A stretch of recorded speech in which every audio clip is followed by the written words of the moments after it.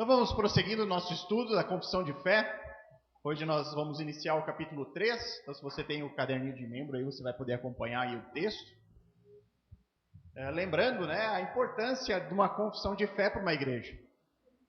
Vocês já pararam para pensar o quanto isso é de fato importante? Será que obrigatoriamente uma igreja precisa de uma confissão de fé? Obrigatoriamente não, não é algo que é obrigado, porém é desejável e é aconselhável. Imagine você fazer parte de uma igreja que não tem uma confissão de fé. Quais seriam os problemas disso? Os problemas é que as pessoas vão chegando, às vezes cada um tem um entendimento acerca de uma doutrina, as pessoas vão tendo contato uns com os outros, compartilham as suas crenças e vira uma salada de fruta, vira uma confusão, muitas vezes, porque nós sabemos que a Bíblia é extremamente ampla, trata de diversos temas, de diversos ensinos diferentes. E aí você imagina, numa doutrina como nós vamos ver a partir de agora, da pessoa de Deus, e aí a pessoa entra na igreja com uma concepção que o Espírito Santo ele é como uma força, uma energia que move a pessoa, e que ele pode ter encontros místicos por meio de apenas desejar esses encontros de forma subjetiva. Imagina a confusão que isso pode causar, Então, é não só desejável, como aconselhável que a igreja tenha uma confissão de fé. Por isso que nós temos a nossa. E tentamos abordar o maior número possível de doutrinas para que haja uma unidade no corpo, para que não haja pensamentos diversos sobre pontos importantes. Tá? Então é por isso que nós temos a nossa confissão de fé, demos uma ampliada da que era original para a que nós temos agora, ampliamos alguns temas que antes nós não tratávamos e agora nós tratamos. Tá? Porém, ela não é exaustiva, exaustiva são as Escrituras. Então nós vimos já o primeiro capítulo, que trata do quê? A revelação. Nós começamos com a revelação de Deus. Nós aprendemos, por meio das Escrituras, que Deus se revelou a nós. Era impossível que o homem obtivesse conhecimento de Deus por si próprio. Aprove a Deus se revelar. E ele se revela de duas principais maneiras. Uma maneira que a gente chama de geral, uma revelação que é comum a todos. Essa nós encontramos aonde? Na natureza, nas coisas criadas, na consciência humana, na moralidade, no senso moral de certo e errado do ser humano. Então, na constituição do homem e na constituição de toda a criação, nós podemos ver que há Deus. O texto bíblico nos diz que a criação prega, proclama o nome do Senhor a todos. E por isso, por essa revelação geral, todos se tornam indesculpáveis. Porque tendo o conhecimento de Deus, adoram as criaturas ao invés do Criador. E como essa revelação geral ela é suficiente para nos condenar, porém não é suficiente para nos salvar, Deus se revela ainda de forma especial. De uma forma mais particular, que é por meio das Escrituras e apenas por meio dela. Tá? Esse é o local onde nós encontramos tudo aquilo que nós precisamos para viver nesta vida agora, de maneira a glorificar a Deus e encontrar o caminho para a salvação eterna por meio do Filho Jesus Cristo. Tá? Então nós daí partimos para o capítulo 2, que vai falar da Sagrada Escritura, justamente dessa revelação que é específica, E aí nós, na nossa confissão de fé, nós colocamos lá que Deus se revela de maneira objetiva. Nós encontramos ele nas Escrituras, nos 66 livros que compõem o cânon Antigo e Novo Testamento, apenas ali. Nós não encontramos outro tipo de revelação de Deus de maneira objetiva além das Escrituras, é apenas nela. E a partir disso, dessa realidade da revelação e das Escrituras, que nós agora começamos a construir todos os pensamentos e todas as doutrinas que nós passaremos a ver agora. Então, a primeira delas, nós vamos para as Escrituras e vamos identificar o que a Bíblia fala sobre a pessoa de Deus. Se Deus se revelou de maneira especial por meio das Escrituras, o que elas falam acerca do nosso Criador. Tá? Então, capítulo 3 hoje, iniciaremos aqui. Certamente não vamos terminar. A pessoa de Deus. Então, se você tem aí, quiser acompanhar o texto, se não, só prestar atenção aqui nos slides. primeiro ponto, ele é o mais amplo de todos eles, então nós vamos fazer uma leitura completa dele agora e vamos aí dissecando eles. Vamos ver parte a parte e pegando as bases bíblicas para mostrar que aquilo que está escrito ali sintetiza ou explica aquilo que as escrituras nos revelam. Ponto 1 diz ali, cremos no Deus revelado por quem? Pelas escrituras, que na sua divindade subsiste eternamente em três pessoas distintas: o Pai, o Filho e o Espírito Santo, igualmente divinos, possuindo cada um todos os atributos da divindade, de tal forma que o Pai não é o Filho, nem o Espírito, nem o Filho é o Pai ou o Espírito, nem o Espírito é o Pai ou o Filho, mas tanto o Pai quanto o Filho quanto o Espírito Santo são apenas um Deus em essência. Ele é em si mesmo, está em si mesmo e vive em si mesmo, infinito em seu ser e perfeição, cuja essência ninguém pode compreender, senão ele mesmo. Então você vê que está bem completo aqui esse primeiro ponto, tá? Ele é um ponto amplo, né? E ele trata especificamente do quê? Trindade.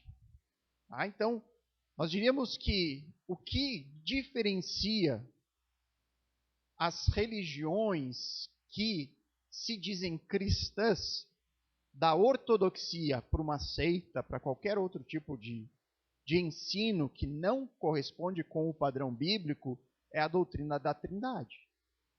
Ou a triunidade, eu prefiro até esse termo, né? Triunidade. Porque trindade, às vezes, parece uma diferença maior do que de fato a Bíblia nos mostra. Nós temos um único Deus, né? É um só Deus. Então, é uma triunidade. A doutrina da triunidade, da Trindade, divide o cristianismo em ortodoxo e seitas. Por exemplo, você tem testemunhas de Jeová. Eles creem na Trindade? Eles se dizem cristãos. Mas eles creem na Trindade divina? Não. Seita. Nós temos os Mormons. Eles creem na Trindade? Não. O próprio Espiritismo, ele se diz cristão. Mas ele crê na Trindade? Não. Tá? Então, é essencial crermos naquilo que a Bíblia nos fala sobre Deus. E a Bíblia nos expõe um Deus que é o único só Deus, porém que se manifesta, que se apresenta em três pessoas distintas. Então vamos dissecar isso aqui, pegar alguns textos. Primeira parte. Cremos no Deus revelado pelas Escrituras, que na sua divindade subsiste eternamente em três pessoas distintas: o Pai, o Filho e o Espírito Santo. Tá? Então, claro, né, já estamos acostumados aí com a Trindade, não tem nada de novo aqui. Quais textos nos mostram isso, né? Porque a acusação que muitas vezes nós recebemos é: o termo Trindade nem existe nas Escrituras. Isso foi uma invenção da igreja lá a partir do 3º, 4º século. Quem forjou essa palavra foi Tertuliano. E essas são as acusações mais comuns, né? Que a Trindade não está na Bíblia, porque o termo, a palavra Trindade não é encontrada, e de fato você não encontra. Mas será que a doutrina da Trindade é encontrada nas Escrituras? Então vamos ver aqui alguns textos sobre isso. Primeiro, Mateus, lá no último capítulo, 28, 19. Nós temos ali a chamada fórmula batismal, né? Quando Jesus ele está falando aos discípulos depois de ressurreto, entregando a grande comissão, e aí ele diz a maneira como nós deveríamos batizar os novos discípulos. Jesus diz: portanto, vão e façam discípulos de todas as nações, batizando-os em nome do Pai, do Filho e do Espírito Santo. Então você vê, o que é o batismo?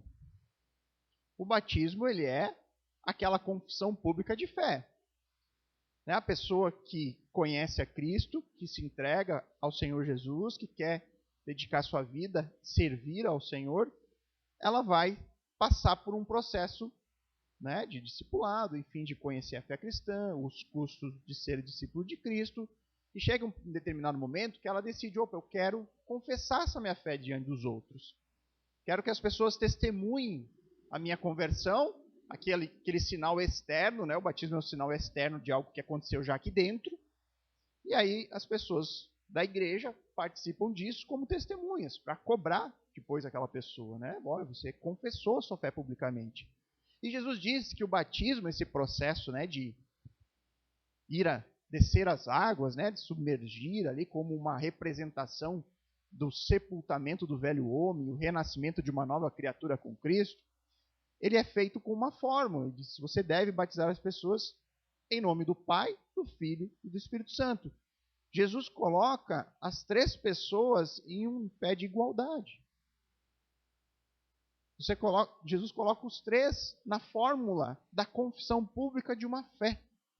Então você vê ali que Jesus ele não faz distinção, ele coloca o único Deus em três pessoas. Depois nós podemos também pegar aqui como exemplo a bênção que Paulo concede ali na sua segunda carta aos Coríntios. Capítulo 13, verso 14.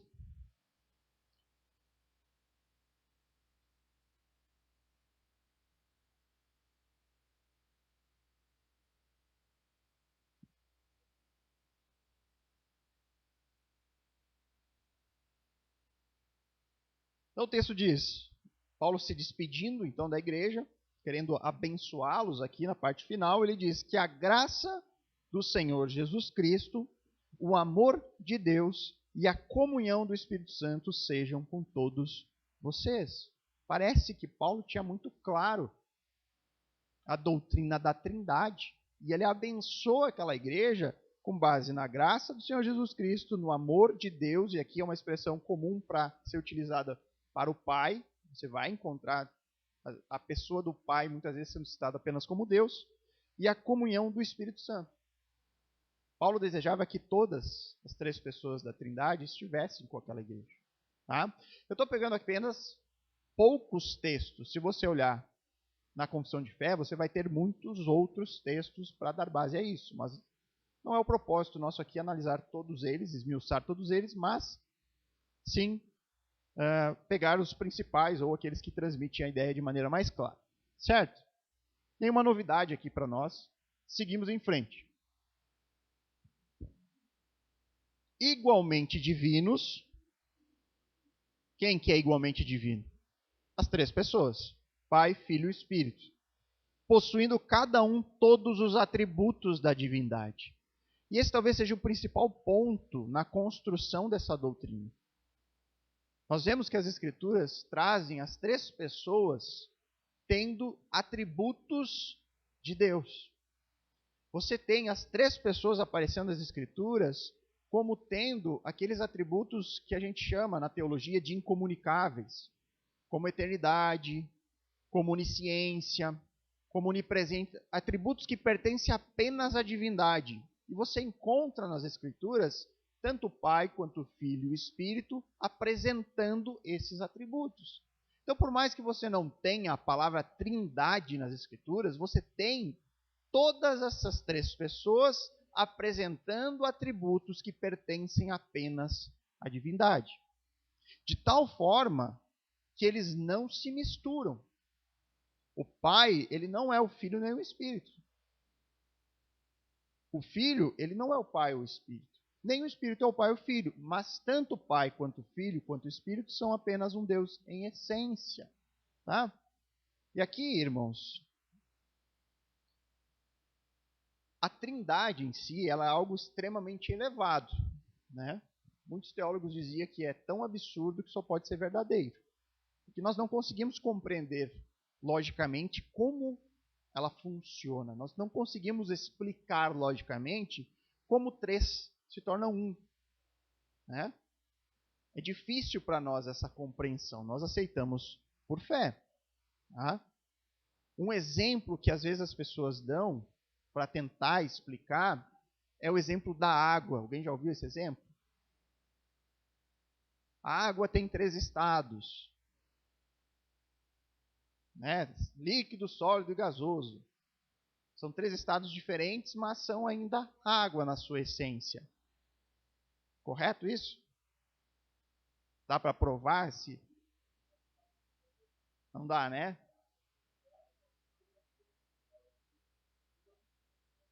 Exatamente. Se nós interpretarmos isso literalmente como a Trindade, nós seríamos acusados de uma heresia. Que heresia é essa? O modalismo. Não sei quem é que disse. Quem que disse? O pastor Adriano. Oxe, sei que tinha sido um dos meus alunos do Jovem Teólogo. A Isa lá, ó. Viu? Ela também disse. Eu vi, escutei uma vozinha mais para cá. Modalismo é que seria como se o único Deus se apresentasse em três formas distintas. Em um momento ele é o Pai, em outro momento ele se torna o Filho, e aí em outro momento ele se torna o Espírito. Mas ele nunca seria os três ao mesmo tempo. Aonde na Bíblia nós destruímos isso, o modalismo? O batismo de Jesus é um exemplo. Lembram do batismo de Jesus? O que desceu sobre ele em forma de pomba? Que voz surgiu do céu? Deus Pai dizendo: este é o meu Filho amado, em quem me comprazo. Então ali você tem a presença dos três ao mesmo tempo. Tá? Então o modalismo seria uma seita. Né? Então o exemplo da água, ele ilustra, dá para a gente ter uma noção e tal, mas ele não é perfeito. Assim como nenhum exemplo que a gente possa achar será perfeito. Tem alguns que usam o exemplo do ovo. Já viram do ovo? O ovo tem a casca, a gema e a clara. São três partes, mas os três são um ovo, né? Mesmo assim tem as suas limitações, né? Mesmo assim não representa, por quê? Porque é elevado demais, né? Nós aceitamos por fé. Então vamos ver mais alguns textos aqui. 1 Coríntios 8:4. Aqui esse texto é só para nos mostrar que a Bíblia ela é muito clara em relação ao único Deus.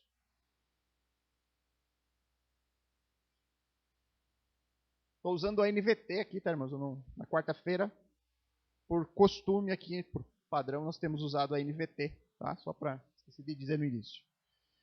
1 Coríntios 8:4. Então, o que dizer quanto ao alimento oferecido a ídolos? Bem, todos nós sabemos que, na verdade, o ídolo nada vale neste mundo e que há somente um Deus. Fiz questão de pegar um texto do Novo Testamento. Poderia ter pego um texto do Antigo. Qual o texto do Antigo que fala isso de maneira bem clara, que é praticamente a confissão de fé do povo judeu? Deuteronômio 6:4. Lá fala claramente de um único e verdadeiro Deus. Então a Bíblia é clara nesse sentido. Não há deuses. Nós não temos três deuses. Há um só Deus. Tá?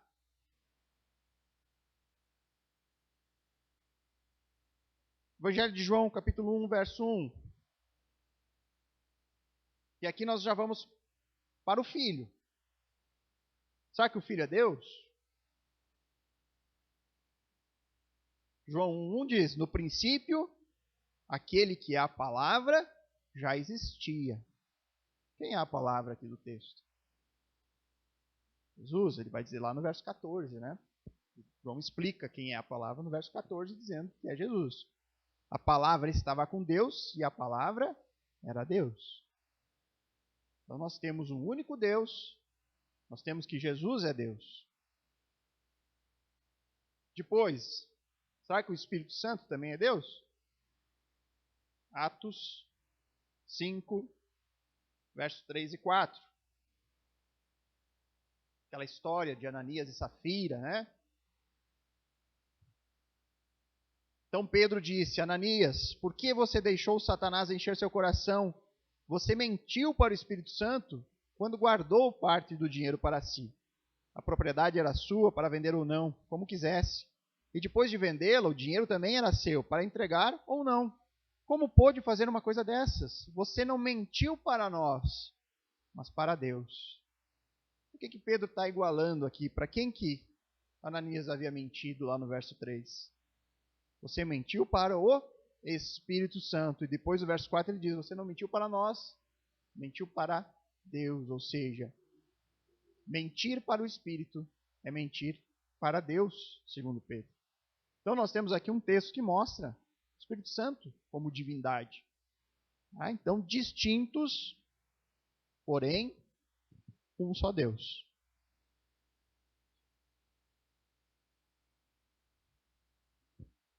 Ele é em si mesmo, Deus, que tratando como uma unidade, está em si mesmo e vive em si mesmo.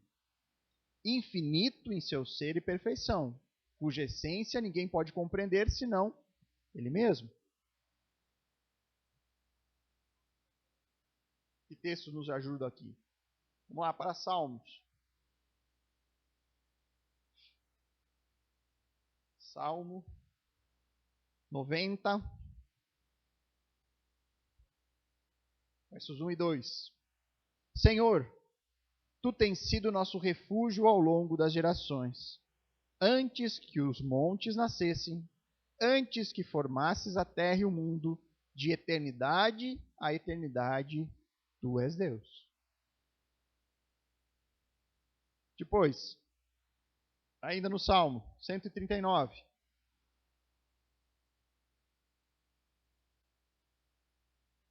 Versos 1 a 6.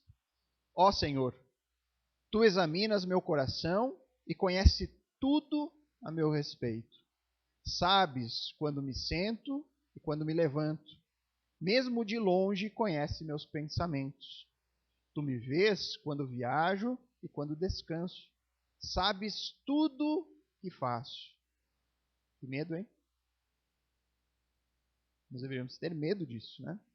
Temor. O Senhor conhece os meus pensamentos. Ele sabe tudo o que eu faço. Antes mesmo de eu falar, Senhor, sabes o que vou dizer. Vais adiante de mim e me segues. Põe sobre mim a tua mão. Esse conhecimento é maravilhoso demais para mim. É grande demais para eu compreender. Esse é o Deus das Escrituras. Por isso que muitas vezes a gente não compreende logicamente. Porque o nosso Deus é maravilhoso demais. Ele é transcendente. Aquilo que Deus nos revela sobre ele nas Escrituras, como o pastor Marco Canconato gosta de dizer, é o balbuciar de Deus para nós. Ele falar como se ele estivesse falando com criancinhas. Ele esmiuça o conhecimento para que a gente possa conhecê-lo. Que nem a Manu e a Duda falando com o Rafael. Né? Tentar explicar para ele, né? Falar com ele. Né? A Bíblia é assim para nós. Mas Deus é elevado demais. Ele é grandioso. Depois, último texto aqui, Eclesiastes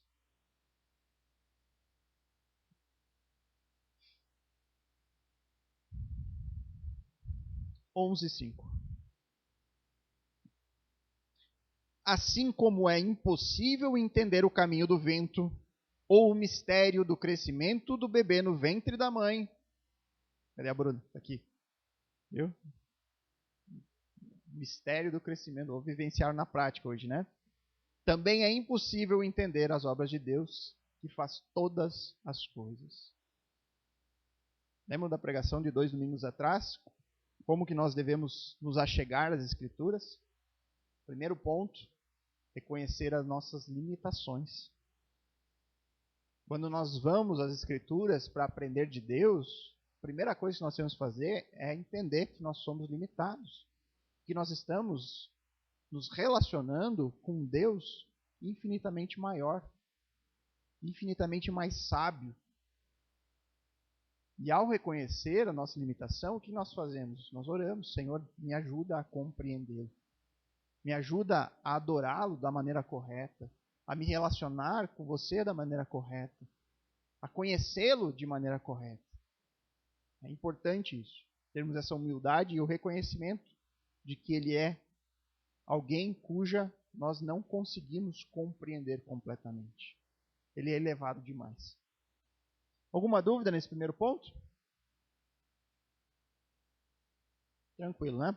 Vamos ao próximo. Ponto 2. Cremos que o Filho nunca agiu independente do Pai. O Pai se deixou revelar pela imagem do Filho. O Espírito sempre esteve em ação com o Pai e o Filho. Portanto, não são divisíveis entre si, mas uma só pessoa, de uma mesma substância eterna, de igual poder, sem princípio de existência. Essa doutrina da triunidade divina é o fundamento de nossa comunhão e confortável dependência nele. Então, mais uma vez, enfatizando a triunidade. O nosso relacionamento é baseado nessa revelação de Deus como um Deus trino. E aí tem um texto aqui, irmãos, que mostra as três pessoas da Trindade atuando em conjunto, conforme nós vimos no texto, onde o Filho não age independente do Pai, o Pai se deixa revelar pelo Filho, o Espírito tem o seu papel na redenção do homem. Então, pegue ali Efésios, capítulo 1.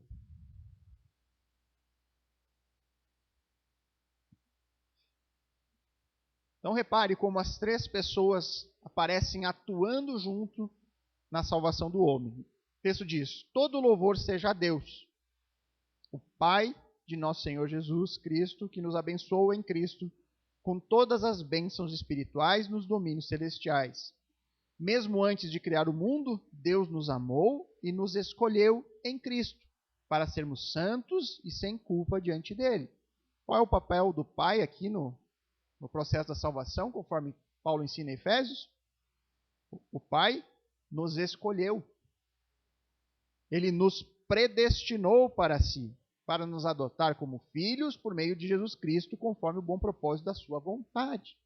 Então o Pai elege, o Pai predestina. Deus assim o fez para o louvor da sua graça gloriosa, que ele derramou sobre nós em seu Filho amado. Ele é tão rico em graça que comprou nossa liberdade com o sangue do Filho e perdoou nossos pecados. Qual é o papel do Filho? Perdoar os nossos pecados, a redenção no sangue, nos comprou. Generosamente derramou sua graça sobre nós e com ela toda a sabedoria e todo o entendimento. Agora Deus nos revelou sua vontade secreta a respeito de Cristo, isso é, o cumprimento do seu bom propósito. O plano é este: no devido tempo, ele reunirá sob a autoridade de Cristo tudo o que existe nos céus e na terra. Além disso, em Cristo nós nos tornamos herdeiros de Deus, pois ele nos predestinou conforme seu plano e faz que tudo ocorra de acordo com a sua vontade. Olha quantas vezes a predestinação aparece, né? E tem gente que nega essa doutrina. O propósito de Deus era que nós, os primeiros a confiar em Cristo, louvássemos a Deus e lhe dessemos glória. Agora vocês também ouviram a verdade, as boas novas da salvação. E quando creram em Cristo, ele colocou sobre vocês o selo do Espírito Santo que havia prometido. O Espírito é a garantia de nossa herança, até o dia em que o Senhor nos resgatará como sua propriedade para o louvor da sua glória. Qual é o papel do Espírito? Segundo aqui o texto, nos selar, né? É a garantia, o penhor, né? O Senhor nos concede o Espírito Santo como garantia do nosso resgate, como se ele fosse lá e desse o sinal: estou aqui pagando a primeira parte. Isso é a garantia de que eu vou vir resgatar em algum momento. Então o Espírito é o Senhor, é a garantia. Tem como perder o Espírito? Alguém pode perder o penhor que Deus colocou sobre o crente? É possível. Como que alguém pode retirar algo das mãos do Senhor? Como que alguém pode perder algo que foi dado gratuitamente pelo amado? Impossível, irmãos. Então nós temos nesse texto as três pessoas da triunidade divina trabalhando em conjunto para a redenção humana. Nós temos o Pai predestinando, elegendo, conforme a sua soberana vontade. Nós temos o Filho redimindo, comprando no seu sangue esses que Deus predestinou, e nós temos o Espírito selando. É claro que a obra do Pai, do Filho e do Espírito não se resume a isso, mas é isso que o texto aqui nos diz. Esse texto é importante nesse sentido. Nós temos aqui o papel da triunidade na salvação humana. Ok? Ponto 3. Cremos que Deus é Espírito. É esse o ponto 3 que está no caderno? Tá? Eu fiz uma inversão. Acho que esse é o ponto 5 do caderno. Tá? Aí eu mudei porque eu acho que para sequência lógica fica mais fácil ser entendido. Cremos que Deus é espírito, invisível, sem corpo, tá? Único que possui imortalidade, imutável, imenso, eterno, todo-poderoso, santíssimo, infinitamente sábio, completamente livre e absoluto, fazendo tudo conforme o conselho da sua santa vontade, que é justíssima, e o faz para a sua própria glória. É amoroso, gracioso, misericordioso, longânimo, abundante em verdade e benignidade, perdoador das iniquidades dos pecadores, recompensador daqueles que o buscam diligentemente. Então aqui nós temos todos os atributos de Deus nesse texto? É claro que não, né? Nós temos aqui apenas alguns para ilustrar este ponto. Primeira parte que fala aqui, nós vamos encontrar em João 4:24.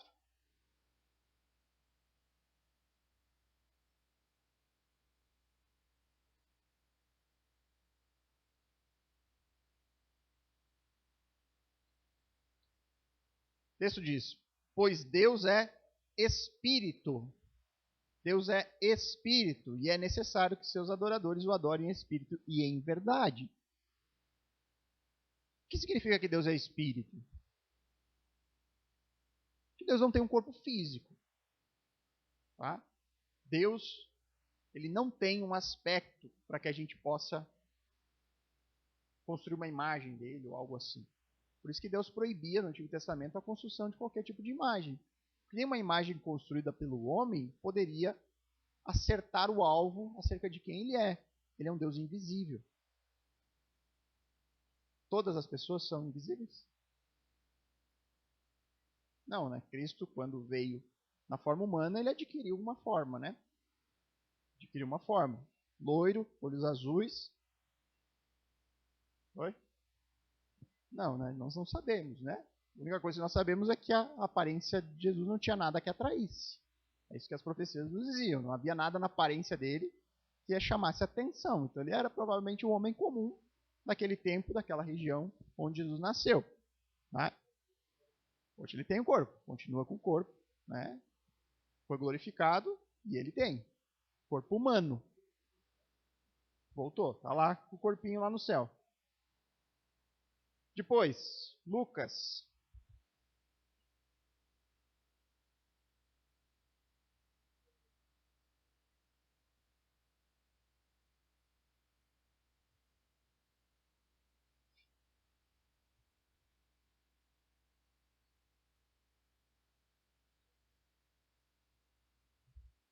Lucas 5, 20 e 21.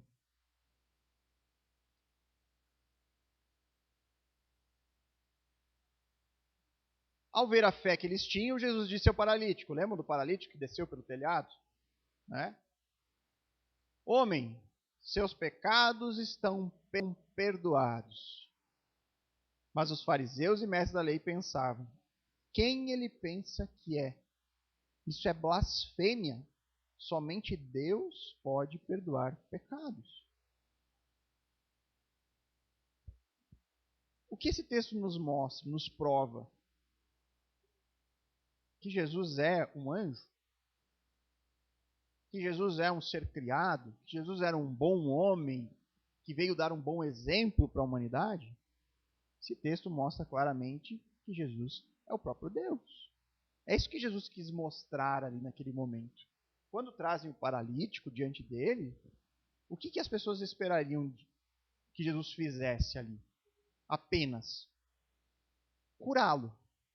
Era isso que todo mundo imaginava. Aquilo, o paralítico foi lá para ser curado. Desceram ele na esperança de que aquele homem que estava surgindo naquele momento pudesse fazer curas, porque ele já havia feito alguns milagres. E aí, quando descem o paralítico, Jesus diz para ele algo que pega todo mundo de surpresa. Ao invés de dizer para ele, levanta e anda, Deus diz: os seus pecados estão perdoados. Qual a reação dos religiosos? Imediatamente, escândalo. Quem ele pensa que é? Só Deus pode perdoar pecados. Que homem que pode dizer algo assim? E aí, se Jesus fosse meramente um mentiroso, um charlatão, um falso mestre, um falso Messias, o que teria acontecido na sequência? Nada. Nada. Por que Jesus opera a cura na sequência? Como um sinal. Porque se o paralítico levantasse e saísse andando, aquela era uma obra que só poderia ser feita por Deus. Se Deus curasse ali por meio de Cristo, Deus está autenticando as palavras de Jesus. Deus está avalizando. Então a cura foi um sinal da declaração anterior. Como todo milagre de Jesus sempre foi um sinal, sempre apontou para alguma coisa.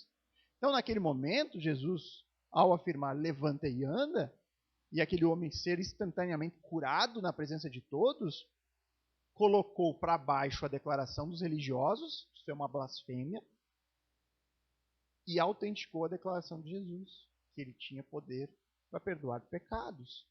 Agora, quem pode perdoar pecados, segundo a Bíblia? Apenas Deus. Apenas Deus. Ou seja, silogismo lógico. Jesus é Deus. É Deus. Depois, Hebreus 11:6.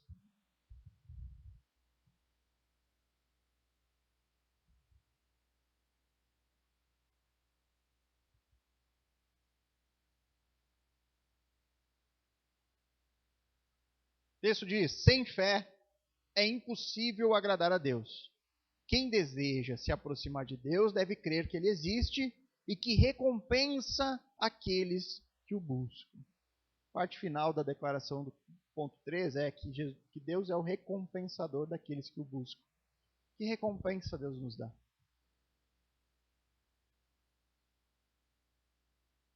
Vida eterna? Salvação. É essa a recompensa que o texto aqui está tratando. Salvação, esse é o maior galardão que Deus nos dá. Vida eterna, salvação, comunhão, restauração. É disso que se trata, essa é a recompensa. Não é carro do ano, não é prosperidade, não é sucesso, não é bonança, o conforto, que tudo vá bem nessa vida, não. É eternidade. A recompensa, ela é eterna. Eterna. Certo? Ponto 3? 4. Contudo, Deus é justo e terrível. Justo e terrível. Terrível em quê? Em seu julgamento. Odiando todo o pecado e que de modo nenhum terá por inocente aquele que não se arrependeu dos seus pecados. E aqui a gente começa a construir um dilema, né? O dilema da salvação.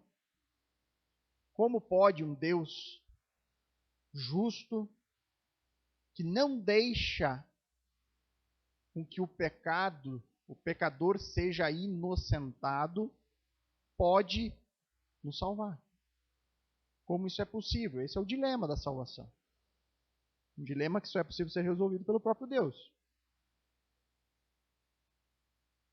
Veja o que Êxodo 34:7 diz. Já ouviram falar de maldição hereditária? Hoje nós vamos ver o texto da maldição hereditária. Ela existe.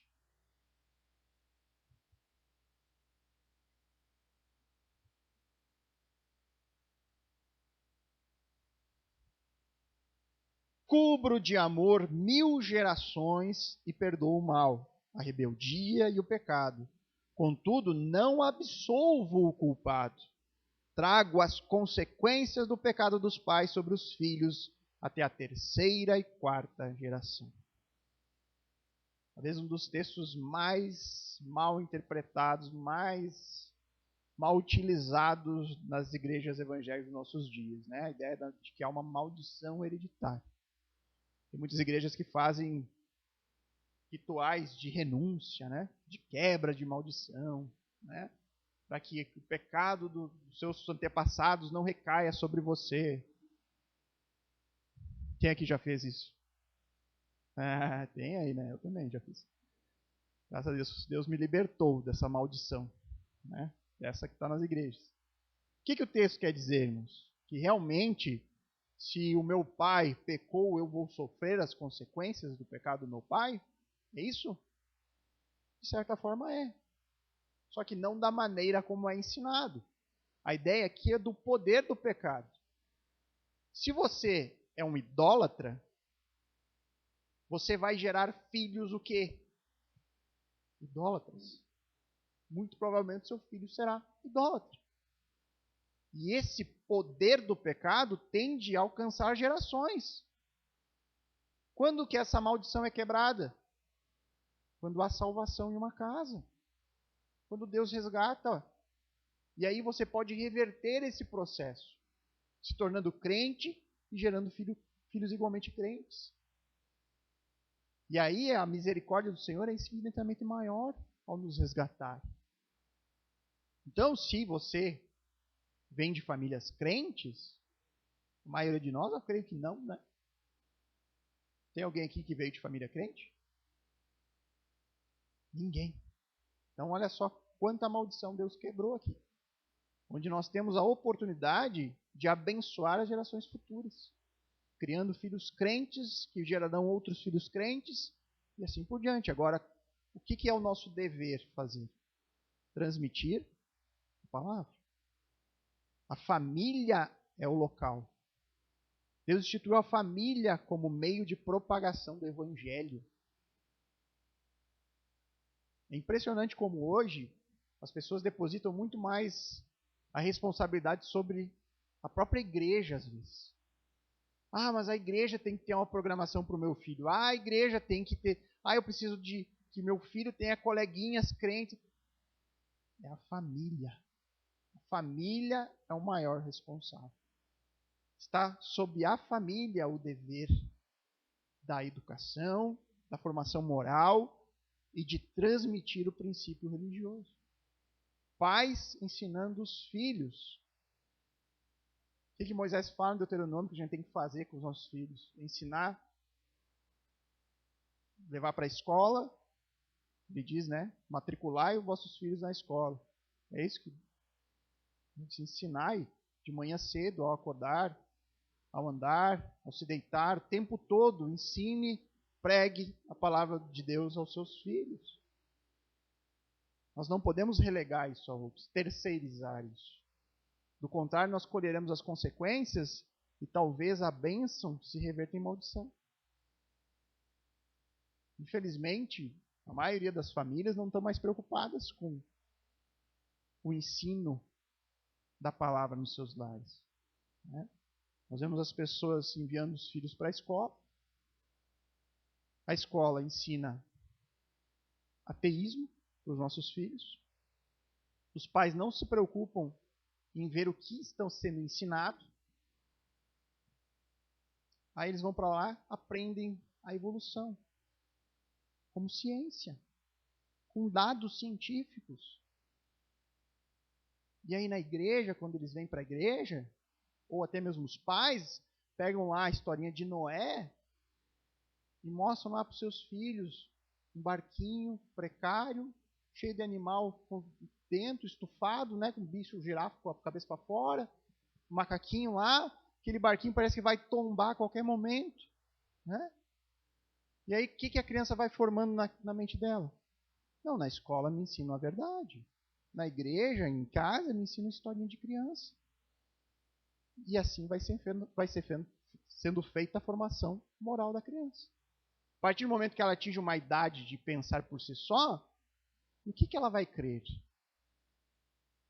Naquilo que é vendido como uma ciência ou aquilo que é vendido como uma historinha para criança? Pois não sabem, né, irmãos, o porquê que muitos jovens acabam saindo, né? Nós temos que resgatar, ensinar de maneira sólida as Escrituras. Mesmo a história de Noé, a Bíblia nos dá muitos relatos precisos e que podem ser confrontados com a ciência, mostrando que aquilo é uma história real. Há fatos, há evidências daquilo. Não era um barquinho pequenininho cheio de bicho saltando para fora. Né? Tem que ter muito cuidado com isso. Ok, irmãos? Vamos parar no ponto 4, para não prosseguirmos muito além disso. O próximo ponto já é um pouquinho maior também. Alguma dúvida? Pastor Adriano? Não dúvida, só...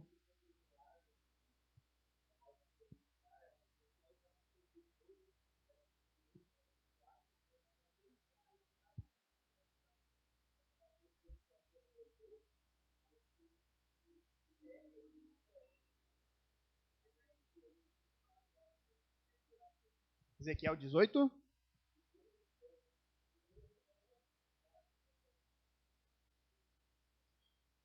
O pai, no entanto, morrerá por causa de seus muitos pecados. 17. Ajuda os pobres, não empresta dinheiro visando lucros e obedece a todos os meus decretos e estatutos. Ele não morrerá por causa dos pecados do seu pai, certamente viverá. O pai, no entanto, morrerá por causa de seus muitos pecados, por ser cruel, roubar das pessoas e fazer o que era claramente errado no meio do seu povo. Vocês, porém, perguntam: como assim? O filho não paga pelos pecados do pai? Não. Pois se o filho faz o que é justo e certo e guarda seus decretos, ele certamente viverá. Aquele que pecar é que morrerá. O filho não será castigado pelos pecados do pai, e o pai não será castigado pelos pecados do filho. Os justos serão recompensados por sua justiça, e os perversos serão castigados por sua perversidade. Bem claro, né? Onde não recai o pecado de um sobre o outro. Cada um é responsável por si só, né? Ok, queridos? Mais alguém? 2?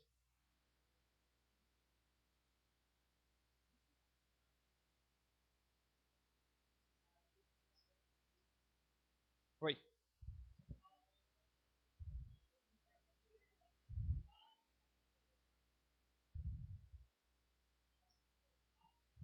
Uhum.